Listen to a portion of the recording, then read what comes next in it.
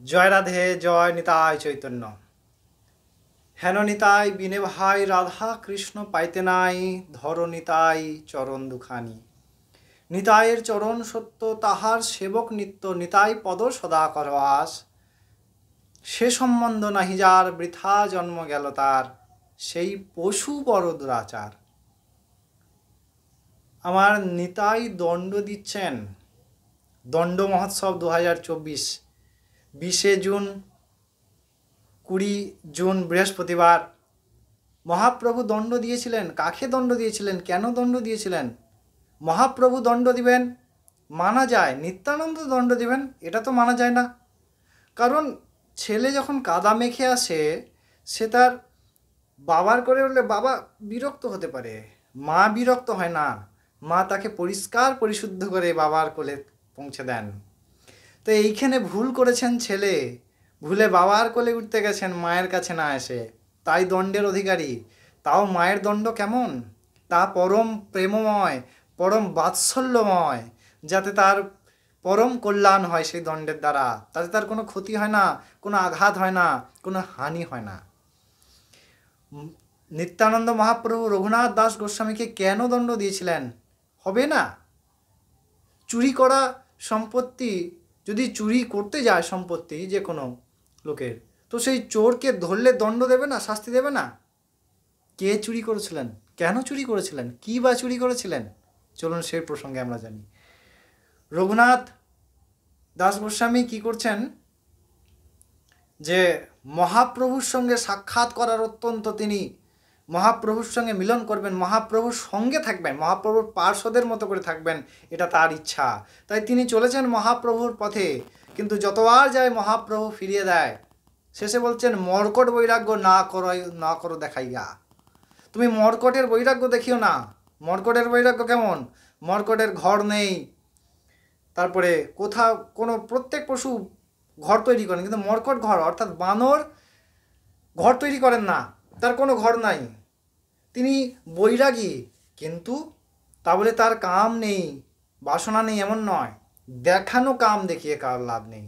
তাই আমাদের কাজটা যেন দেখানো না হয়, ভগবত ভক্তি দ্বারা দেখানো না হয়। রঘুনাথ দাস গোস্বামীকে মহাপ্রভু ফেলে দিলেন কেন? না, তিনি এক্স্যাক্টলি চ্যানেল ধরে আসেনি, নেটওয়ার্ক ধরে আসেননি। পিএকে না ধরলে প্রধান পর্যন্ত পৌঁছে যায় না। প্রধানমন্ত্রীর কাছে পৌঁছাবো, এ তো জাগতিক, স্যার পারমার্থিক জগতের তো বিশেষভাবে, কারণ ভাগবতিক আইনের কোনো ফাঁক থাকে না। জাগতিক আইনের ফাঁক হলেও হতে পারে, কেউ ফাঁক থাকে না, কেউ ফাঁকি মারতে পারেন বুদ্ধির জোরে, যদিও ধরা পড়েন, কিন্তু পারমার্থিক জগতে এমন হয় না। রঘুনাথ দাস গোস্বামী কি করলেন? ভুল করলেন। মহাপ্রভু কার? হেন নিতাই বিনে ভাই, রাধা কৃষ্ণ অর্থাৎ গৌর পাইতে নাই। গৌর কে? সাক্ষাৎ রাধা গোবিন্দের মিলিত বিগ্রহ। সেই মিলিত বিগ্রহ গৌরকে পেতে চলে গেছেন। কাকে? না, নিত্যানন্দকে বাদ দিয়ে। নিতাই ছাড়া গৌরকে প্রাপ্তি করাতে কেউ পারেন না।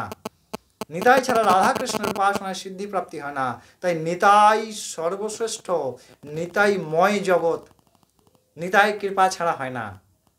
এবার অনেকবার এসে ভয়ে ভয়ে তিনি ভাবলেন, কেন মহাপ্রভু আমায় ফিরিয়ে দেন, কেন মহাপ্রভু আমায় ফিরিয়ে দেন। এক সময় দেখলেন যে নিত্যানন্দ প্রভু বট গাছের নিচে বসে খুব করে কৃষ্ণ কথামৃত আলোচনা করছেন ভক্তগণকে নিয়ে। তখন দূর থেকে হাত জোড়ো করে চুপ চুপ করে এসেছেন। নিত্যানন্দ যেই দেখেছেন বলছেন, চোরা। কি বললেন প্রথমে? যে চোরা, দিলি দর্শন, আয় আয়, আজ আমি তোরে করিমু দণ্ডন, আজ তোরে আমি দণ্ড দেব। তুই চোরা, আজকে এতদিন পরে আসলি, এতদিন লুকিয়ে লুকিয়ে ঘুরছিলিস, তুই ভেবেছিস কি আমায় বাদ দিয়ে তুই গৌর প্রাপ্তি করবি? এমন হয় না। নিতাই ছাড়া গৌর পাওয়া যায় না রে। তাই তোকে আমি দণ্ড দেবো। কি দণ্ড দেব? না, তুই সমস্ত বৈষ্ণবদেরকে দই চেড়া প্রসাদ বিতরণ কর। দেখুন কি করছেন না, বৈষ্ণব সেবা দণ্ড দিচ্ছেন, যাতে কি হবে? পরম কল্যাণ। সেই বৈষ্ণব, যে বৈষ্ণবের করুণাতেই সমস্ত প্রাপ্তির সার হয়ে যায়, যে বৈষ্ণব করুণাতেই ভগবান সহজ থেকে সহজলভ্য হয়ে যান, সেই বৈষ্ণব সেবা দিচ্ছেন কে? না, নিতাই। এই হচ্ছে নিতাইয়ের দণ্ড, এই হচ্ছে আমার প্রাণের নিতাইয়ের দণ্ড। তিনি তো কোনোদিন কষ্ট দিতে পারেন না, তিনি তো কোনোদিন কঠিন আঘাত দিতে পারেন না, তিনি সেবা দেন, তিনি সেই বাবার কোলে পৌঁছে দেন। আমরা এই 20 জুন বৃহস্পতিবার সবাই মিলে খুব, যারা পানিহাটি যেতে পারছেন, কোন স্থানে না, পানিহাটিতে এই দণ্ড মহোৎসব হয়েছে।